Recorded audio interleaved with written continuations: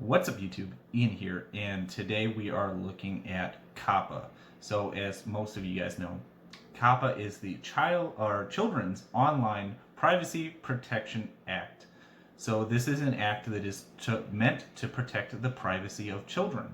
So what is a child, first of all? And who does this affect? What effect is this going to have on YouTube? That's kind of what we're going to be covering in this video. So if you're interested, stay tuned. Definitely check out what I have to say, because I think I'm going to bring up some points you might not have heard, and I'm going to try to clarify whether your content or the content that you watch is child directed. But before I do that, I'm going to open up my energy drink. This is a My Hero Academia energy drink, and as you can see, there's an animated figure there. So I mean, right off the bat, I could be in violation of COPPA, and I might not even know it. Stay tuned. All right, so looking at COPPA, who does COPPA protect? Who does it apply to? What is the whole purpose of COPPA? So COPPA is supposed to protect the personal identifiable information of a child. So a child, according to Title 15, Chapter 91, COPPA, the term child means an individual under the age of 13. Okay, so it protects a person under the age of 13 with their personal identifiable information. So let's go down and look at what constitutes personal information. The term personal information means individually identifiable information about an individual collected online, including a first and last name, a home or other physical address, including street name, and name of a city or town. So according to the wording in this, and this is very important, it says and, not or. So the street name and a name of a city or town. So it has to be both according to this. That is what constitutes personal information. An email address, a telephone number, a social security number, any other information, any other identifier that the commission determines permits the physical or online contacting of a specific individual. Now this is where it gets a little up to the FTC. This is where the FTC can say, well, this is our guidelines, because the commission defined in this this COPPA law, it strictly says the commission is the FTC. So the FTC does get to decide that. And the FTC's guidelines on this is one of the things that constitutes online contacting is a password or username. And information concerning the child or the parents of that child that the website collects online from the child and combines with an identifier described in this paragraph. So there we go. That is the information that an online service, an online website cannot collect for someone under the age of 13. Anyone over the age of 13, that is acceptable. They're not covered under this law. So this strictly protects people under the age of 13 with this specific information. Now, why is the age of 13 important? Because let's go over to the YouTube's terms of service. So YouTube's terms of service strictly says that the age requirement for YouTube is you may use the service if you are at least 13 years old. So using YouTube is an informal way of saying that you are over 13 years old. So there we go. Clear and concise. That is who the audiences on YouTube is directed at, right? Well, not necessarily. And this is where the FTC says, you're making content that's directed at children. Because they say, well, if you have any of this in your content, it can be considered child directed. And here we go. Let me just read this sentence before I get into this list, because this list makes no sense when you just read it alone. So the rules set out additional factors the FTC will consider in determining whether your content is child directed. The subject matter. They give no explanation on what subject matters are okay, what aren't, What are protected, what are not? Nothing. Visual content. Literally everything on YouTube is visual content. Everything on pretty much every website is at least visual content in some way. You want to access audio content? Guess what? You need to click on something which has visual content. The use of animated figures or child-oriented activities and incentives. Again, this is so ambiguous. The use of animated characters does not necessarily constitute that it's child-directed. I can drink this energy drink. It has a cartoon character, an anime figure. This is an animation that's directed towards a teenage to a young adult audience. I mean, I'm 25 years old and I watch anime. I'm not a child. There we go. The kind of music or other audio content. Again, ambiguous. What kind of music can I use? What kind of audio content can I have? The age of models. The age of models. What age? Say under the age of 13, you can't have this person in your video. Over the age of 13, over the age of 18, under 18. Who knows? This is literally. And does it matter if one model is under the age of 13? All models? What the hell is going? What the hell does that mean? The presence of child celebrities. So you can't have child celebrities. Okay, that's clear. Or celebrities who appeal to children. This is where it gets ambiguous, because just because a child celebrity, appears in your video, that makes sense, okay? But a celebrity who appeals to children, well, PewDiePie, right? PewDiePie is going to have a lot of his content, not all of it, marked for YouTube Kids.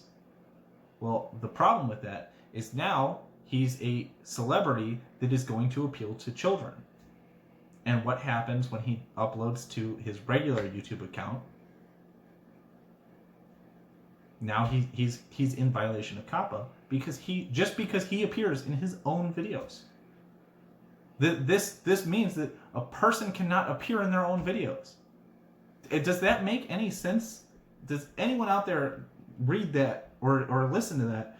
Do you understand that makes no sense?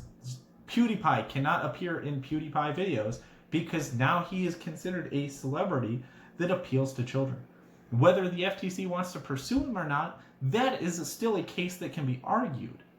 I don't believe that they're going to pursue him because they'll probably lose, and then a lot of these regulations are probably going to get rewritten.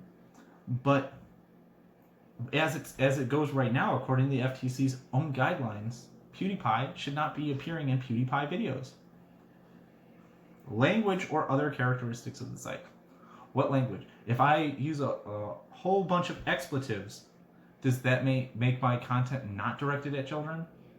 Can I have all this other stuff and just use a whole bunch of expletives and then it's not directed at children?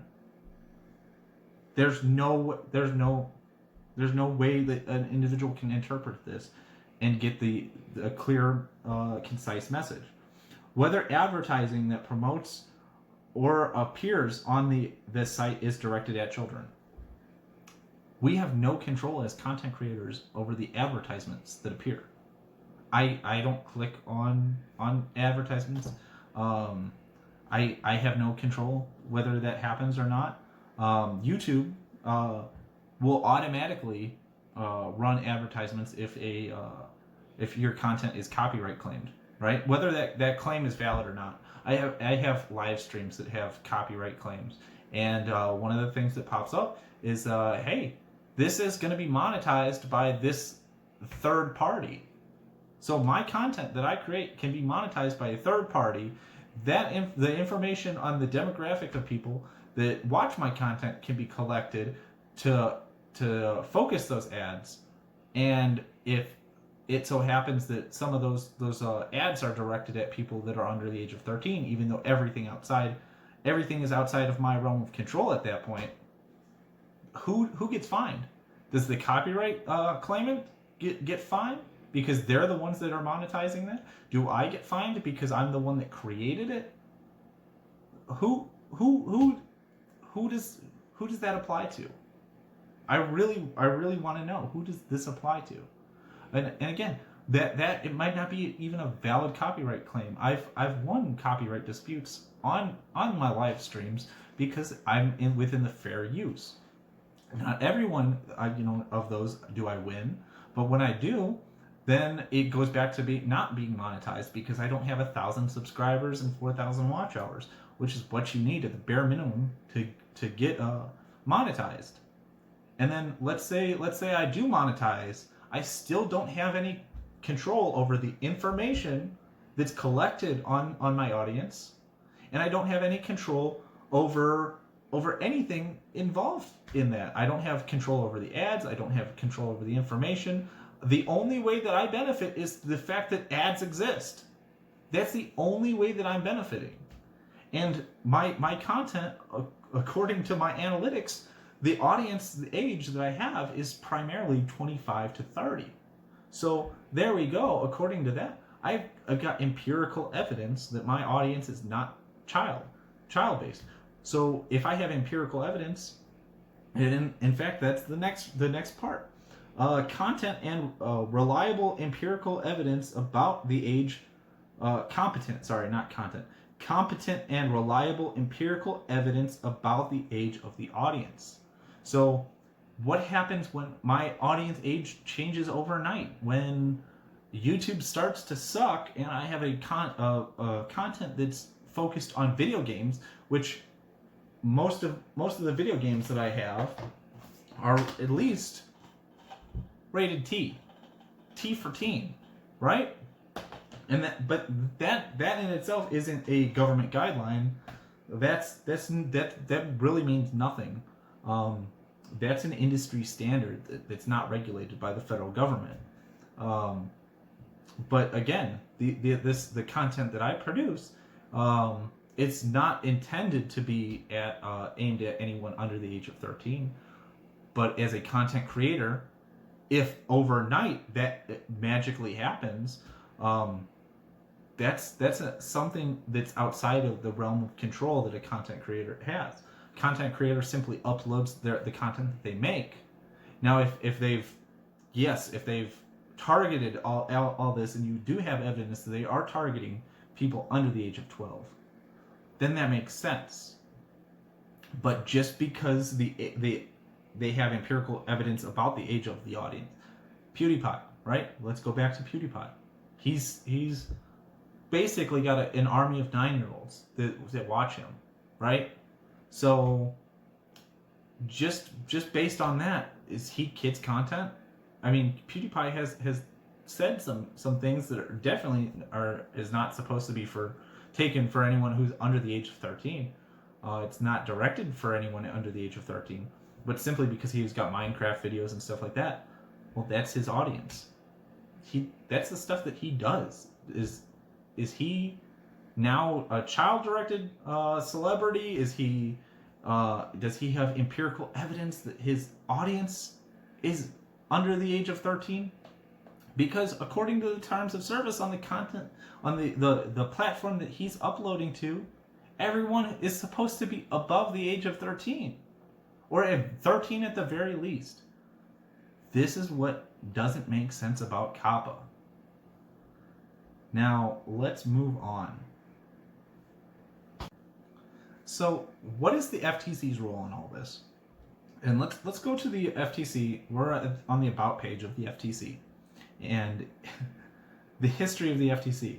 So, this is a quote. In 1938, Congress passed a broad prohibition against unfair and deceptive acts or practices. Unfair and deceptive acts or practices. So, what is unfair and deceptive? Well, when you hear things like this, FTC is bringing independent piecemeal actions against content creators for violating COPPA. That may discourage content creators from posting content on YouTube.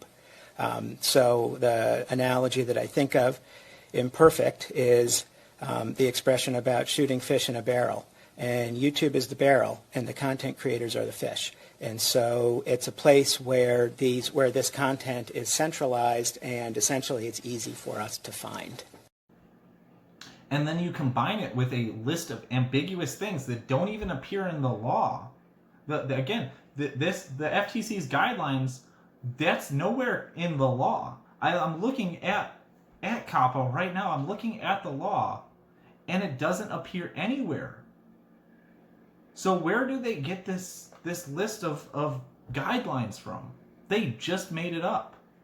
And when you combine stuff like you just heard, saying that they're gonna come after content creators, and they give you an ambiguous list of things that you have no idea how to interpret, doesn't that seem unfair? Doesn't that seem like they're breaking what they're supposed to be designed to prevent? Unfair and deceptive acts or practices. Now, what is deceptive? Now, would deceptive be YouTube saying that content creators, and YouTube and the FTC saying content creators are responsible for complying with COPPA when content creators don't collect information? Isn't that a little deceptive? Wouldn't you say that's a little unfair? That I don't have any control over this, but the federal government, the FTC, can come in and say, well, a kid might like video games, so, $42,000 fine. Doesn't that seem unfair and deceptive? Because no one in their right mind can determine based on the guidelines they give. It's so ambiguous, it's so deceptive, and it's so unfair. And this is the biggest criticism that I have about this, is the FTC was designed to prevent these. This is what the FTC was designed to prevent. But if you go on the FTC's, if you get on their radar, guess what? Now you have to go to federal court. You're probably gonna lose a lot of your livelihood because you're gonna be focusing on going to federal court. You're not gonna be able to make money off of YouTube if you were already. If you weren't making money off of YouTube, it's probably gonna affect the performance you have at work, because you might have to quit your job to go to federal court.